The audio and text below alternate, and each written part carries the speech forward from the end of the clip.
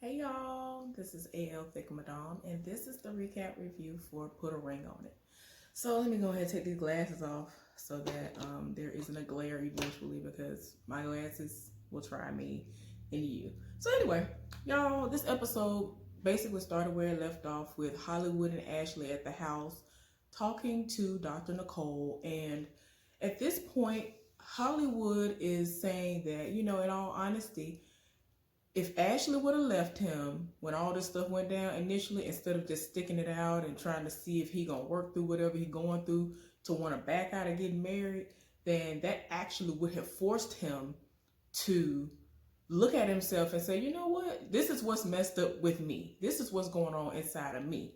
And he would have owned up to a lot of stuff a whole lot sooner. But because she stayed and was just like, okay, well, I'm gonna let him work through what he's going through. And then in the same breath and the same token, in the same vein of everything, she was not apparently that vocal about how she was feeling. And she kind of just kept a lot of stuff on the inside.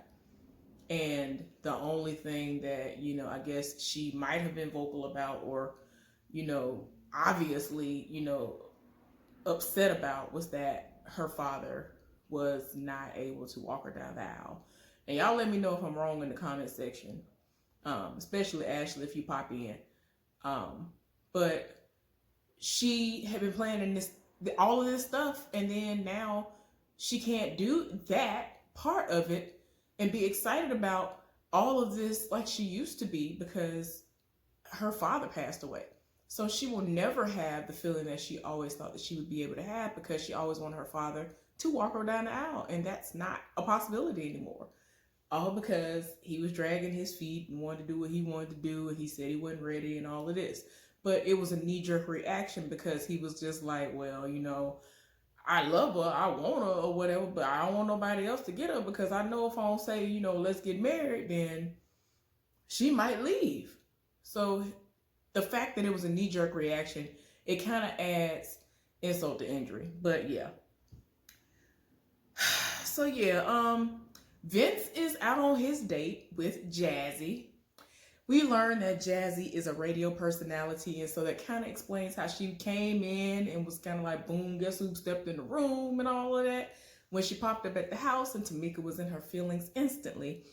They had somewhat of a connection when they were out on their date, and she actually picked up on the vibes that Tamika was giving off, and she was like, well, what's lacking at the house? What's going on? And he was honest, and he said that there are trust issues, and that some things happened in the beginning of the relationship that she has not been able to get over. And ultimately, there is no trust. So it's like, they're just here. It's like he's just here so he don't get fined at this point, despite the fact that he loves her and all this other stuff. Y'all, so Shay and Michael are at the house, and his son, he has a 12-year-old son, if I'm not mistaken, named Zion or Zion. It sounds like he was saying Zion, but I could have been dragging it out in my mind. I don't know. But anyway, his son came to visit, and normally he visits like in the summer, and like they basically showed the after of, the fact that he was there. So we didn't see the son, but they were just like, oh, well, he just left. And I guess their schedule is his son comes and visits him all summer, and then he goes and lives back with his mama in North Carolina. And I think this is in Atlanta, Georgia. I guess this is where this is actually going on. I don't know where they live or what. I don't know. Is it Atlanta? They're in Atlanta, right? So anyway, apparently they have not had a conversation because he wants his son to live there a lot more often, permanently, if at all possible. And he was kind of pussyfooting around and was like, oh, so, what would you think about it if, he came and lived with us a little bit longer? And what did you think about it when he was here? And she was like, well, while he was here, we couldn't really leave and go out and do stuff like we could before. And, she kind of felt like she was being hindered. And I was just like, I'm sorry. I ain't gonna lie to y'all. I tuned out. Now I know how I came for Michael. Mike, I know I came for him like really, really hard when I initially saw him because of the way that things were going, because we didn't have the backstory. We didn't know about all this stuff that she done, and all of this stuff that's going on right now is because of her, you know. So it is what it is. But y'all,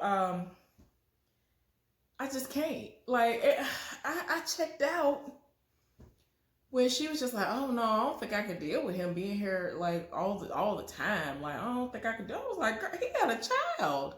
What you mean?" She basically didn't feel comfortable while he was there, and I'm just like, "You knew your man had a child. You've known him for 6 years. So 6 years before y'all got together, this child was already in existence, and I'm pretty sure you knew about the child before y'all actually made it official the first time and the second time. So what is going like? I'm just not understanding why she's not understanding that that is not cool, and that is definitely a deal breaker. And he already said that in his confessional that if for whatever reason she would have an issue with that, that's definitely a deal breaker. And I'm like, yeah, as it should be, because why would you sit up there telling myself I live for you, but I don't live for your child? Like that's a pet peeve that I've always had with anybody, whether you are a man or a woman. If you know the person that you are with has a child, don't sit up here and try to be like, oh, I live for you, I do everything for you, but you kind of be looking crazy. You be looking crazy out here in these streets, like, man, when he going home, when she going home, when they gonna go back with their daddy, and it's like, what? That's a package deal. I'm gonna need for you to understand that's a package deal. I'm tired. I'm done when it comes to her. Anyway, Hollywood ended up going out on his date with a woman named Passionate. Yes, her name is Passionate. She had natural hair, looks kind of like along the lines of the same texture as Ashley's a little bit. It's just that her hair was dark. She was pretty and she's tall, and they hugged and they had a nice little vibe. And you know, she was like, well, I like dudes who are funny and all of that. So anyway, apparently, unless I didn't catch it, apparently she is from like some small city in Louisiana, because she mentioned it and she said it so fast. Well, she said it so fast, in my opinion, that I couldn't really catch it.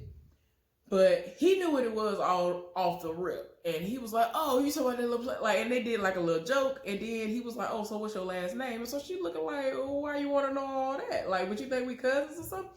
I ain't gonna lie, I do that. When I was back home, I would ask you with the quickness, "What is your last name?" Because I don't have time. My family is big on both sides. I don't have time to talk to you and you end up being related to me. I know people want to try to make this joke that all y'all Alabamians, all y'all want to date your brothers and your sisters and your cousins and all of that. No, I ain't here for none of that. I ain't here for incest. That ain't me. I'm good. I do know people personally who have found out that they are first cousins and second cousins to people, and they are together screwing, don't care, have had kids, and I'm just like, what's wrong with you? I ain't got time. There's so many people. So many people out here, but I digress. So anyway, but yeah, he gave her a big old juicy hug. I was like, oh, yes, Lord. But anyway, but yeah, she has a 7-year-old, and you know, they had a few moments or whatever, but you know, I was like, okay. They were playing Jenga. Like, that seems to be the common theme on all these shows as of late. Everybody gonna play a Jenga type of situation, and he was trying to make it known, I'm very competitive, so, and then he ended up losing, so that was hilarious, because she was just like, well, you know, since I'm gonna win this, let me go on ahead and plan how I want the next date to be. And so while he was pulling out the Jenga piece, she was like, yeah, so what I want to do, and then it proceeded to fall over, and she was just like, you know, when we go on our next date, like she said it very confidently, like she just knew that there was going to be a second date. She said that she wants to go on a pottery date, and I was just like, okay, cool, I hear you. And so, y'all, Shay and Mike, here we go again. For whatever reason, Shay feels as though nothing applies to her. So he asked her, you know, what do you think about what Dr. Nicole said about us finding ourselves outside of our relationship. And she was just like, yeah, that was, good for you, but I ain't here for it. And I was just like, why? I'm not understanding this. Like, this seems to be a foreign concept to people. I literally just had this conversation with one of my married friends. There's this guy who I'm friends with who is in a marriage he's been married to this woman for like 10 years. He's 36 as well. Y'all, I don't even want to get all the way into it, but you could tell that he's not 100% happy in his relationship. She barely giving him sex, and I'm just like, oh my gosh, but this is the dumb part about all of this. You don't want to give it up like that. And then y'all up under each other all day, every day. And I'm just like, they had like 3, 4, 5, 6, 7 jobs. And I'm like, ain't you tired? Like, I'll be tired. I don't want to look, I don't want to turn around every second. Every time I turn around, you right there. That does not give anybody the chance to miss you, because you right there up under them all day, every day. And then like he straight up told me today, he was like, well, yeah, you're right, because we kind of get on each other's nerves. Because I'm like, I already know that. You need time to miss the person that you're in a relationship with. I don't care if you're married to them or not. You up under them all day, every day. You don't have a chance to miss them. So it's like, you're going to be like, dang, here they go again. And then the smallest nothing could happen, and then you're easily annoyed because they're right there up under you all day. But anyway, it's just gotten to the point where Mike is just like, we don't even have our own individuality at this point. Everything is always us, couple. Nothing just outside of one another, and that ain't how it's supposed to go. So while all that was going on, they were in the middle of their conversation, and he ended up having a date. I don't know if her name was Whitney or Winnie. I thought they said her name was Winnie, but I could be wrong. Y'all correct me and let me know what her name is down in the comment section. But anyway, the date came. She said that she wasn't even expecting the girlfriend to be there, but Shay was acting all in her feelings and kind of like aggressive, and I was just like, girl, you already know what this is. Like, why are you doing this? So anyway,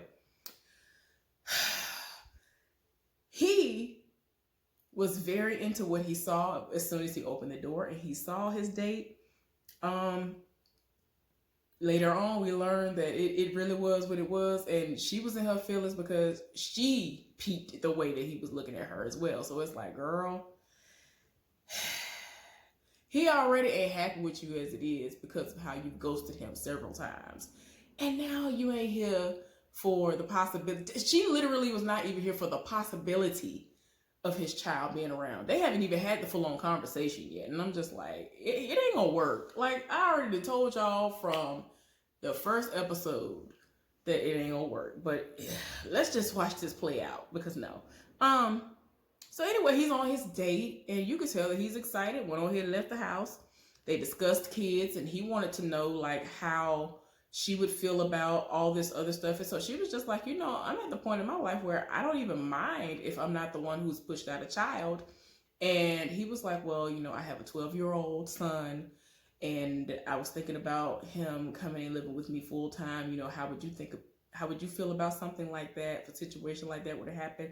And so she's just like, I think that that's healthy. I think that's what should happen. Like, before he could even hardly finish sentences, she was here for all of it. Like, she was the complete opposite of Shay, but in some strange way, he said that he feels like she has the same personality that Shay has, which I don't see it, but he with her, so I guess he see what I don't see. Anyway, but apparently they have this natural attraction.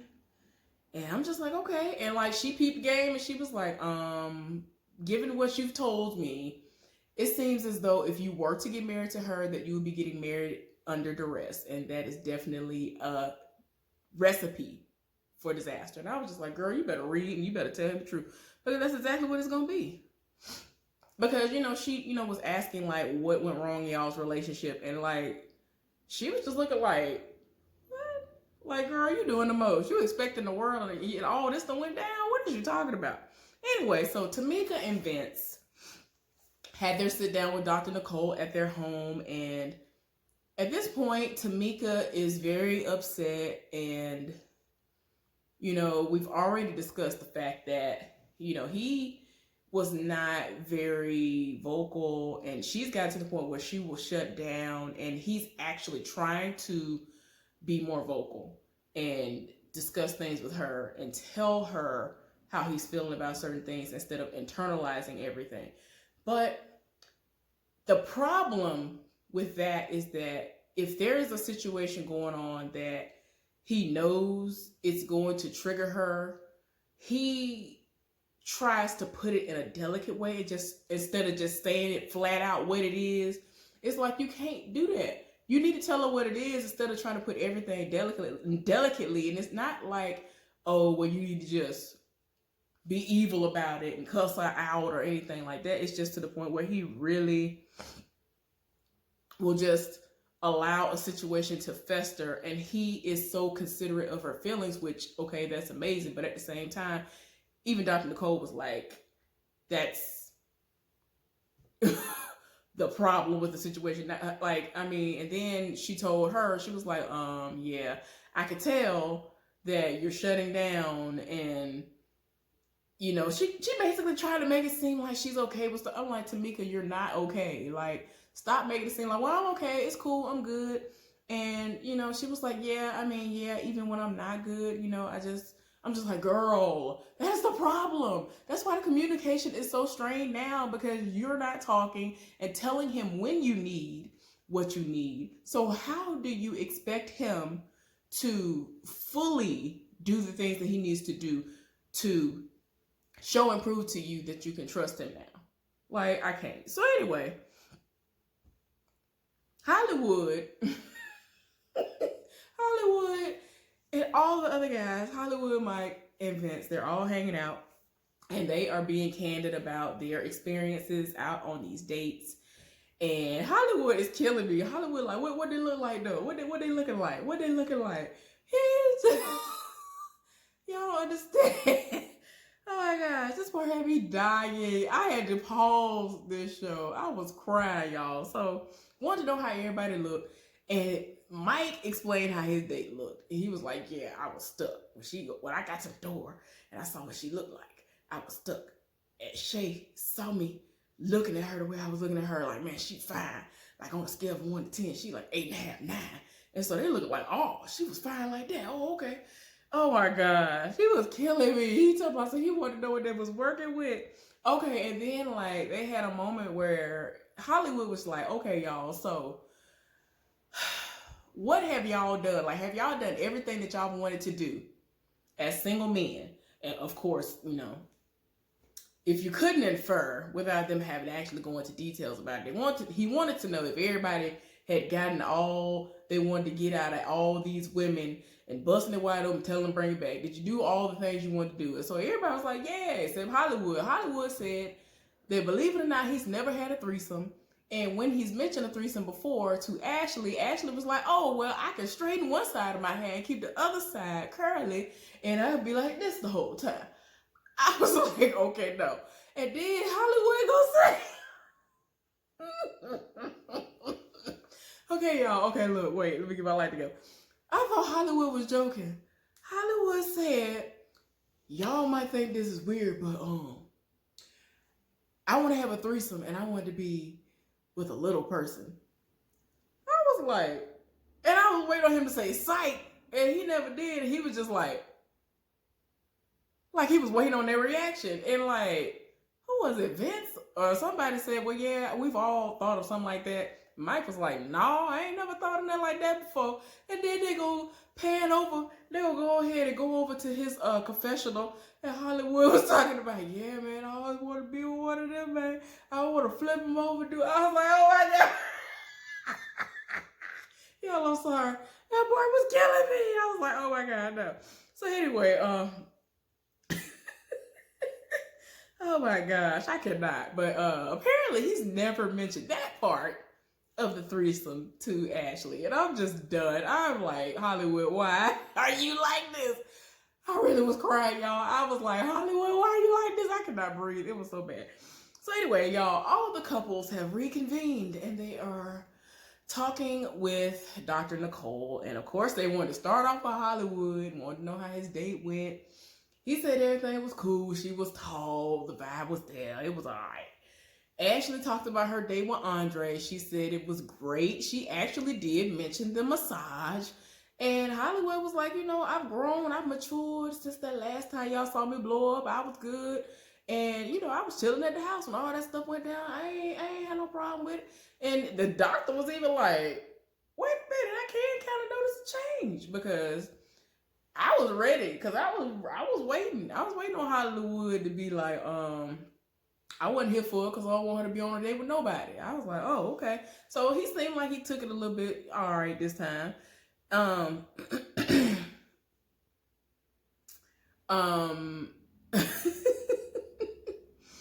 But yeah, they both declined to go out on dates again with those people. But Hollywood made a point to say that the only reason why he really was declining it was because it's an experience.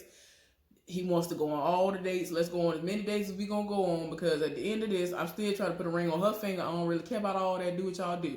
It is what it is. I don't really see the point in going out on a second date with these heifers. It is what it is. But yeah. And I was like, okay. So Tamika ended up discussing how boring her date was. So I cannot. I already told y'all. Only thing I liked about him was that he brought the succulents to her. I love a good old succulent, y'all. It reminds me of my grandmama. But yeah, that date was boring. She was like, the only thing about that date that was decent was that he was a nice looking person. I would not want to go on a second date with him. Vince, on the other hand, was like, yeah, my date was great. And she noticed how the vibe was when I came in the apartment. Well, when she came in the apartment, all that stuff. Oh, Lord. At first, it looked like he was about to say, yeah, I want a second date with her. But he was like, no, I'm going to pass on a second date. Because I really did think he was going to kind of go out on a second date with her. But he was like, no, I'm passing on a second date with Jazzy. I ain't got time. But they did have a conversation because of Tamika's resistance to a lot of stuff and how she just kind of is just there.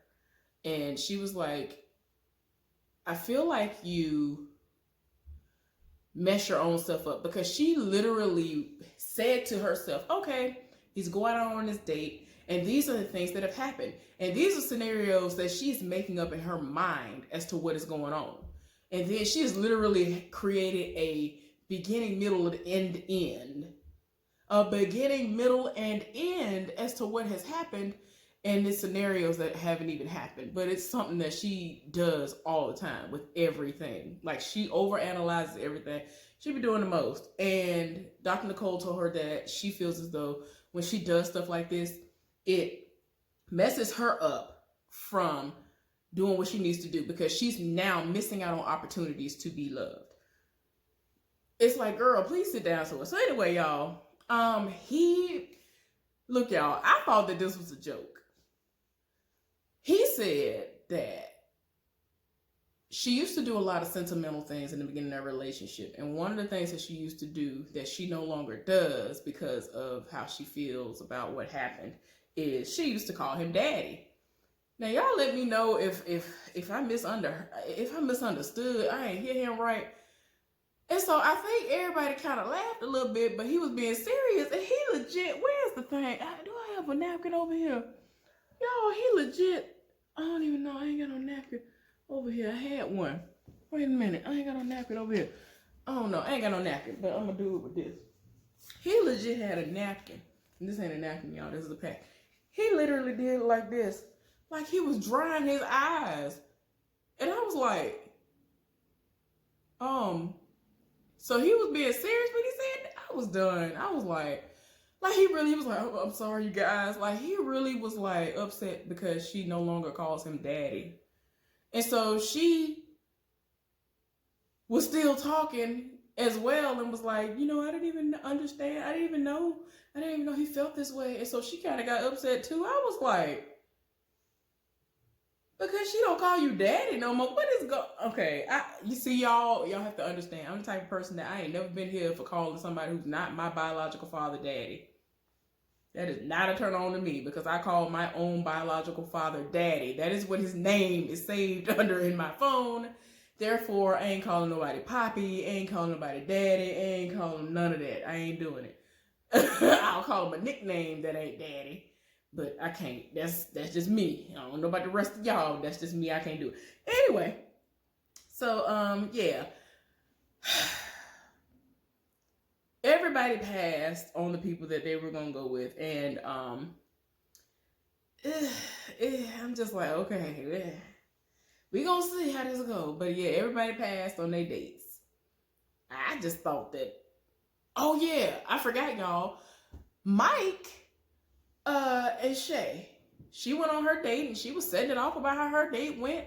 And so he was like, oh, okay. So then when it came time for him to discuss his date, he was like, yeah, my date was looking good and, you know, I had a great time. And then we find out that they exchanged numbers and had been texting. And so she looking like, oh, so we texting people. Oh, you crossing lines. You've crossed boundaries. Like, you're doing the most. So she is really highly upset and like it's done at this point. But anyway, y'all, that was the recap review of this show. I will be back for another one in a little while. Y'all have a good one, and I'll see y'all later on. Bye.